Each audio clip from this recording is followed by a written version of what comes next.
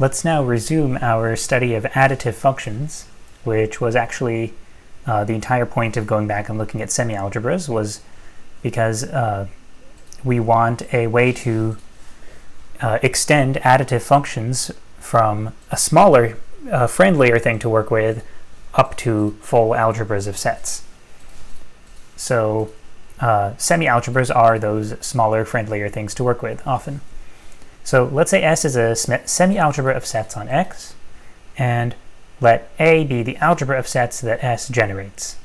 So think A is finite unions of things in S, and think S is something that is possibly just finite unions away from being an algebra of sets. Let's say mu is a map from S to the reals. So it assigns every set in the semialgebra to a real number.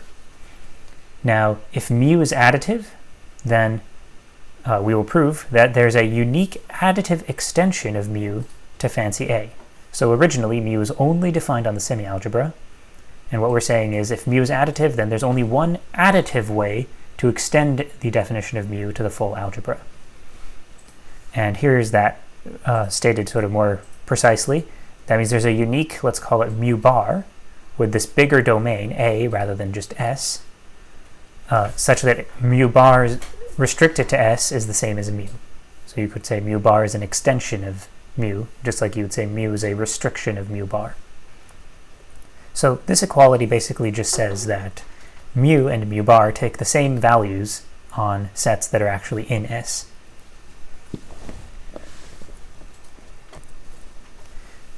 This point here should remind you a little bit of, how generating sets interact with linear maps in linear algebra, or generating sets for groups interact with group homomorphisms. Just anytime you're freely generating something, you get a sort of result like this. So in linear algebra, a generating set for a vector space is often called a spanning set. So for example, a basis is a spanning set, is a generating set for a vector space. And if you have a linear map, partly planned out how it's going to operate on just a spanning set or just a basis, for example, then that fully determines how it's going to behave on a full vector space or what that set spans. So there's a unique linear extension of functions from spanning sets to full vector space. Similarly here, there's a unique additive extension from semialgebras to algebras. All right, and then this is just if mu is countably additive, then when you take your unique additive extension, mu bar, that's also automatically countably additive. Now, ultimately, we'd like to build our way up to sigma algebras, not just algebras of sets, right? But we're doing this step by step. So sigma algebras will be a whole other thing that we're going to tackle afterwards. So for now, we're going this step from semi-algebra of sets to algebra of sets. And when we want to go from algebra of sets to sigma algebra, then knowing that countable additivity is preserved along this jump is going to be pretty handy. So let's jump into the proof here. So here's my setup. So this is a proof of part 1. So here are the overall assumptions. S is a semi-algebra of sets on X, and A is the algebra of sets that S generates, which, by the way, thanks to the previous couple of videos, we now know that A is actually just the collection of finite unions of things in S. Now let mu be additive, then number 1 here in the lemma that is it a lemma? Proposition that we're working on. Part 1 is we need to prove that we need to define a function mu bar that extends mu, so mu bar restricted to S is mu, and such that mu bar is additive. And we also want uniqueness. Okay, so how is this mu bar going to work? We need to define it. Well, for any A, this is what we need to define it on, right? Any A in fancy A. So we can write A as a union of disjoint things from S, right? we can. This is thanks to this lemma from the very beginning of today's lecture, that the things in the algebra of sets that a semi-algebra generates can always be written as a union of pairwise disjoint things from the semi-algebra. So that's from number 2 from lemma 1 to 14. So we are here for any A, we can write A as S1 union up to Sn for some disjoint, by which I mean pairwise disjoint, S1 through Sn in the semi-algebra.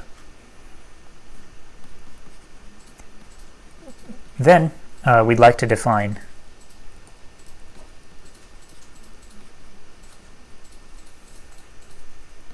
mu. We'd like to define our extended mu bar on A to be, well, if we want it to be additive, sorry, just moving this parenthesis, if we want it to be additive, then it seems like we pretty much have to define it like this. Right? Just define it as this sum. In fact, yeah, if we want mu bar to be an additive function on A, considering that A is the union of these S1 through Sn, we are forced to do this, right? Since A is the union of these S1 through Sn, and the S1 through Sn are pairwise disjoint. So in fact, we have no choice.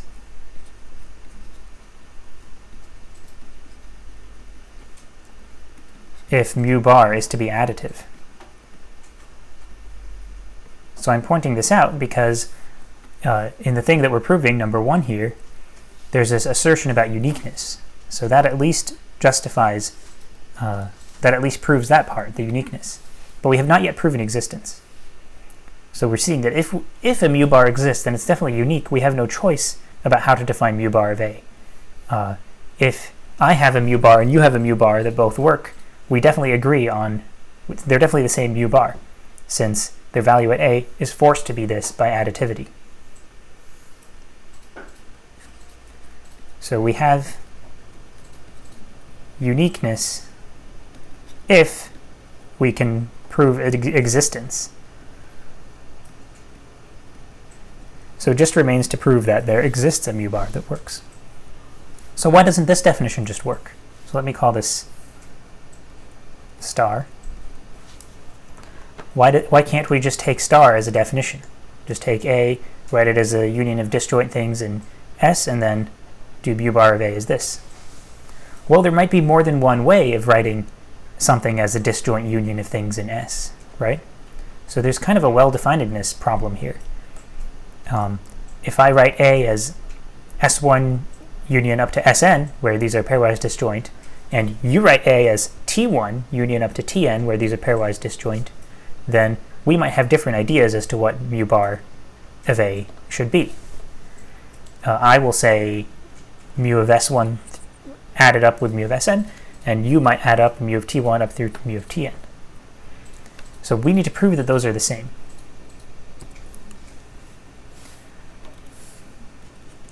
So let's fix an A to think about in fancy A, and suppose A is, I write it this way, and let's say you write the same set A this way, T1 union, and it might be a different number of them, Tm, where these are pairwise disjoint collections, and they are in fancy S. Let me write that.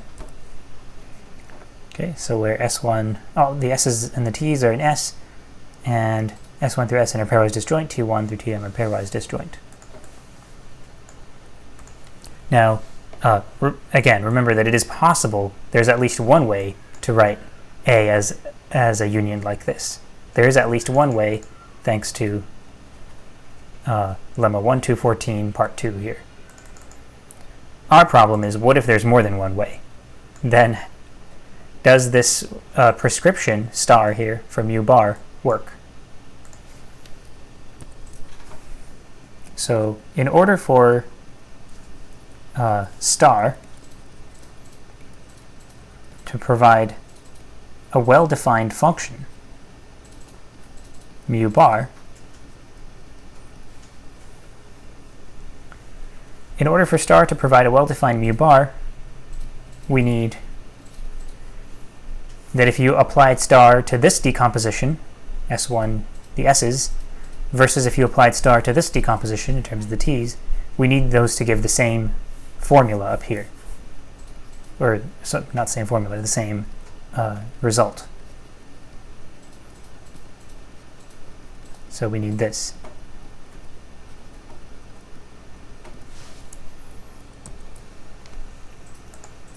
All right.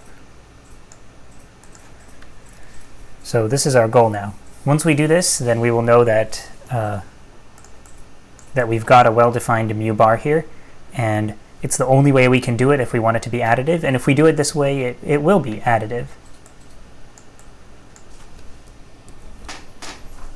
So all that's left really is to prove that these are equal.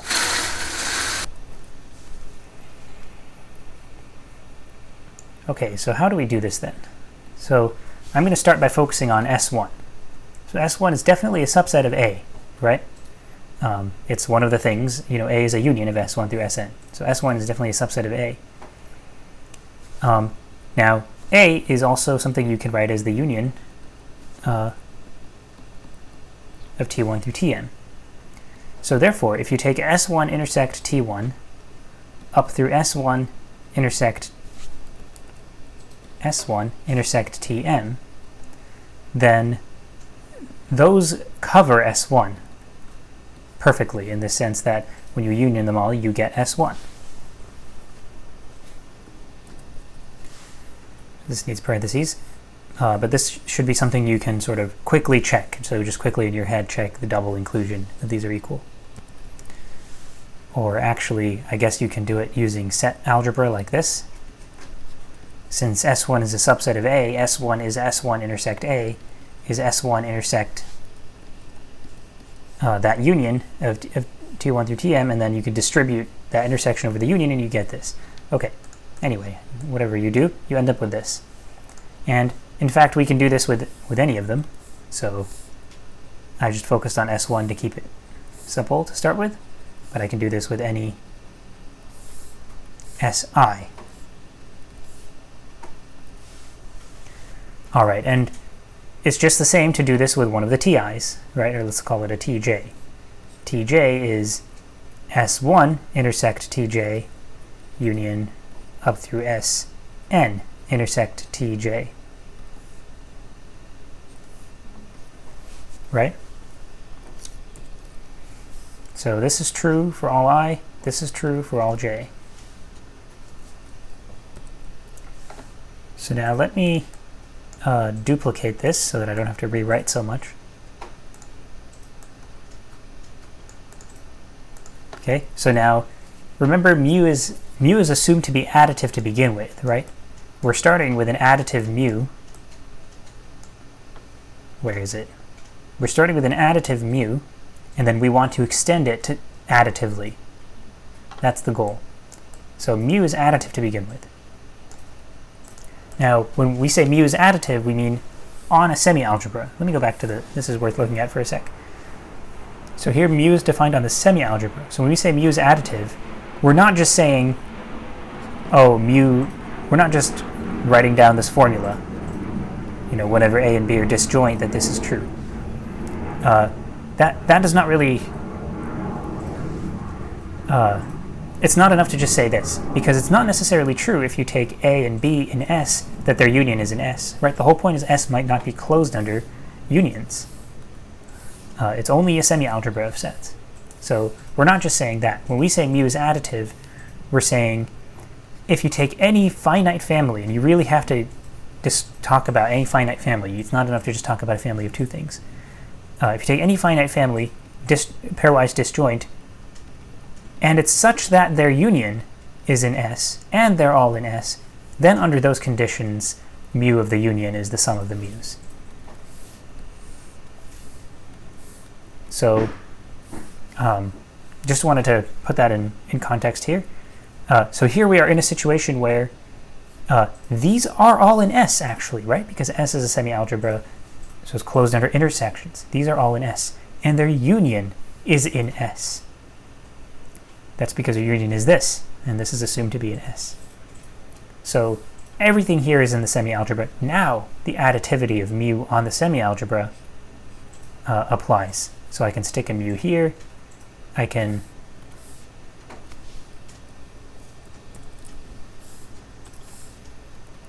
stick a mu here, stick a mu here, and then turn these union symbols into plus signs. That is additivity. Oh, and by the way, these are pairwise disjoint, right? These are pairwise disjoint because the t's are pairwise disjoint. And these are pairwise disjoint because the s's are pairwise disjoint. And then similarly here. And this becomes a plus, this becomes a plus.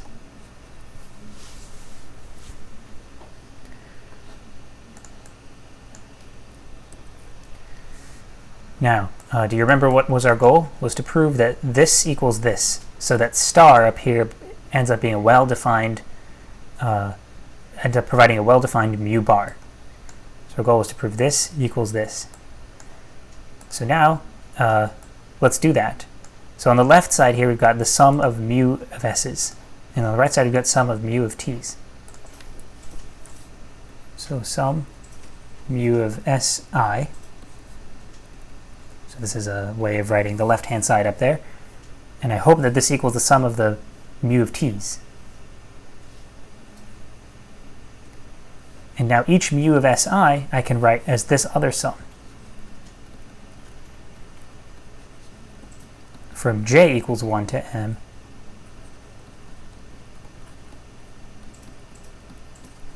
Right?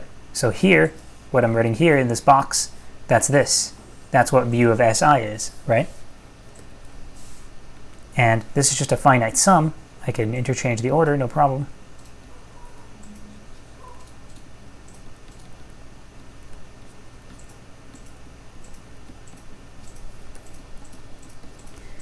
So just flip the order in which the sum is taken. That amounts to basically shuffling a bunch of terms around, moving parentheses, right? And now what you see in the box here, well, that's this, right? So that's mu of tj.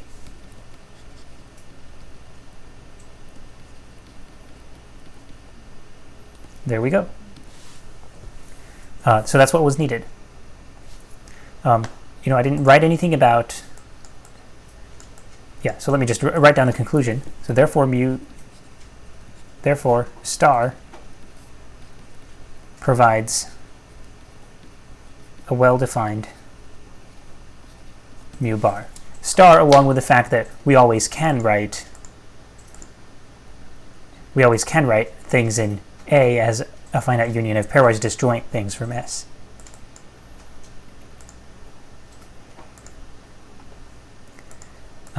And what else is needed?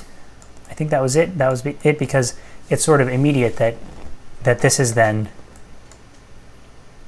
additive, right? Mu bar is then additive. If you take anything in there, is it that immediate? Maybe it's not too immediate. Okay, I do feel like it's pretty immediate, but it might be worthy of short comment. Okay, mu bar is additive. I don't want to gloss over it because it was kind of the whole point to end up with something additive. So let's suppose you have a finite collection of things in there. That's what you need to start with when you want to show that something is additive. And actually, since this is an algebra of sets, it's enough to consider just two things, right? So let's just say A and B. Or how about I follow earlier notation, A1 and A2, superscripts.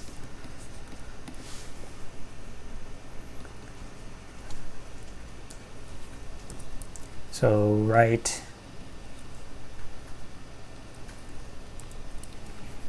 okay, so getting kind of lazy here. Write A1 as the union of S1 S11 through Sn1, and A2 is the union S12 through Sm2, where the S1i's are in S and pairwise disjoint, so I'm using this abbreviation, PWD, and the S2's are also in S and pairwise disjoint,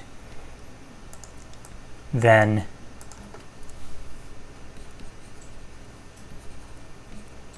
for additivity of mu bar, I need, up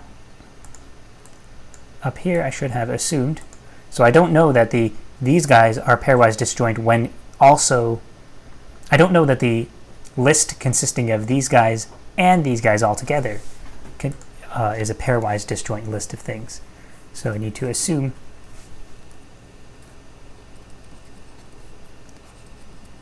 that these are disjoint to begin with, right? And that's actually what you need to assume when you're proving something is additive on an algebra of sets. So write this. Then maybe the first thing to point out before I start computing anything is then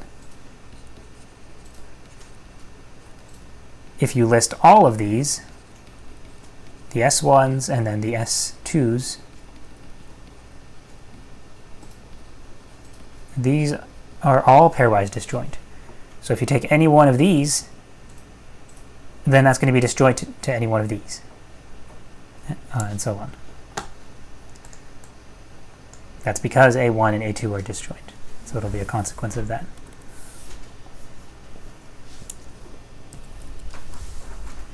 Okay, then what is this? So according to star, this is, well, first let me write it out like this. So now it's written as a union of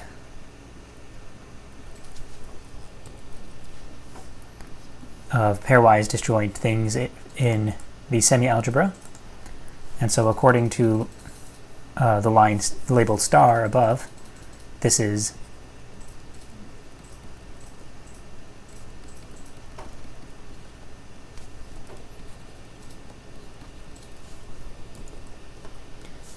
that. And then now if you just group these, so now we choose to group them like this. And focusing on this part, that again using the line star above, the one where we defined mu bar, this is mu bar of A1. Since the S superscript 1s are a way of writing A1 as a disjoint union of things in the semi-algebra. And then the thing in brackets here is mu bar, A2 similarly. So there, mu bar is additive. I guess that was not as immediate as I thought. So that does it. Yeah, if I sounded bored during this part, that's because that part is a little bit boring. But up here, this is super interesting, I think. The well-definedness of mu, the fact that no matter how you decompose A as a union of disjoint things in S, that this leads to the same thing, and that follows from the additivity of mu. I love the way this is done here. It kind of reminds me of when we were studying Riemann integrals, when we had to try to compare two incomparable partitions, and we wanted to compare like the upper or lower Riemann sums for two incomparable partitions. What would we do is we take what's called a common refinement of the two partitions, and then not compare the two partitions, but go to a common refinement and use that to help deal with them. This is a pretty similar kind of thing going on. So like the S's are one way of partitioning a set, the T's are another way, and then we use them together to even more finely subdivide our set in a way that makes it possible to compare this expression to this expression. Okay, great. So we have proven part one. We have proven that when you have an additive function on a semi-algebra, then it can extend uniquely to an additive function on the generated algebra. So in the same way that, say, it's enough to define a linear map's values on a basis, in order to know what the linear map does, in order to know that there exists this linear map on the whole vector space that does what you want. In the same way, it's enough to know what a additive function does on merely a semi-algebra, and then it will be automatic what it must then do on the generated algebra. Okay, we have yet to prove 2, and like I said, this is going to be handy. Eventually we're going to want to go up to sigma algebra, so it'll be nice to know that if we have the countable additivity of mu down at the semi-algebra level, that when we do this extension, the countable additivity is preserved when you go to mu bar at the algebra level. So we'll prove part 2 in the next video.